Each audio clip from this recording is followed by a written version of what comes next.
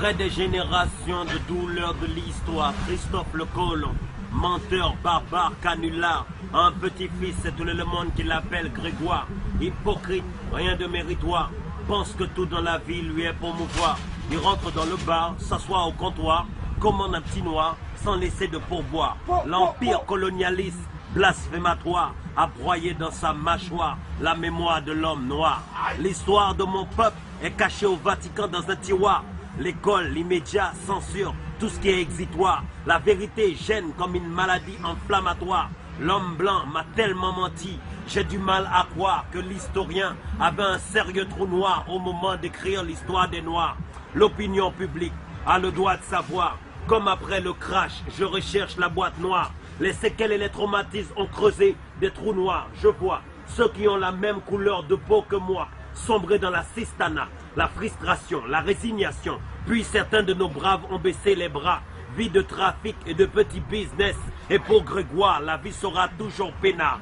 Convoitisée, pillée. L'Afrique est riche de façon notoire. Je suis venu au monde pauvre, pauvre, tellement pauvre, mais fier d'être noir. L'homme blanc a volé notre héritage, puis falsifié notre histoire. Installé des vallées au pouvoir, divisé pour mieux régner, monter les uns contre les autres, vendre des armes à l'Afrique noire. Regardez nos enfants devenir soldats, sans même lever le petit doigt. Ça se passe comme ça, partout il y a des noirs. Ils attisent des conflits et installent le désarroi. Sous l'œil observatoire, l'Icodème se lèche les babines comme le tamanoir. Dans le chaos, l'ONU secourt les blancs, laisse les noirs. Mais est-ce que la vie d'un blanc vaut plus que celle d'un noir? L'ONU secourt les blancs et laisse les noirs. Est-ce que la vie d'un blanc vaut plus que celle d'un noir? Le sang des Africains est rouge, ça il doit très bien le savoir. Regainez vos fusils, reprenez vos soldats. Au jour du jugement dernier, Dieu nous jugera. Boiteux, le juste milieu est borne. L'Occident meurt de l'obésité, l'Afrique meurt de malnutrition.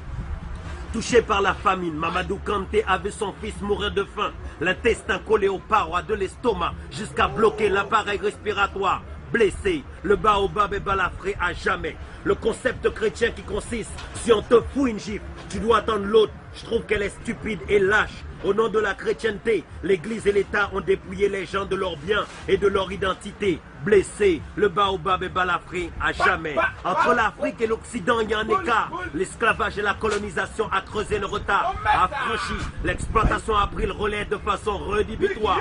La d'œuvre bon marché, laissant des colonies versées. Les tirailleurs sénégalais sont morts pour que le drapeau de la liberté puisse flotter. Mais si tu savais comment les Noirs sont humiliés, si tu savais comment les Noirs sont méprisés, si tu savais comment les Noirs sont opprimés, au Sénat, ils ont dit voter, montrer les bienfaits de la colonisation. Mais c'est comme dira un juif, montrer les bienfaits de la joie. Les enfants de l'Afrique piétinés, humiliés, les anciens colonies ne savent pas qui ils sont. Il est temps de reconnaître que l'esclavage est un crime contre l'humanité. Il est temps que les Toubabs arrêtent de jouer le précieux. Penser qu'ils sont supérieurs parce que toute la fortune de l'Occident vient de la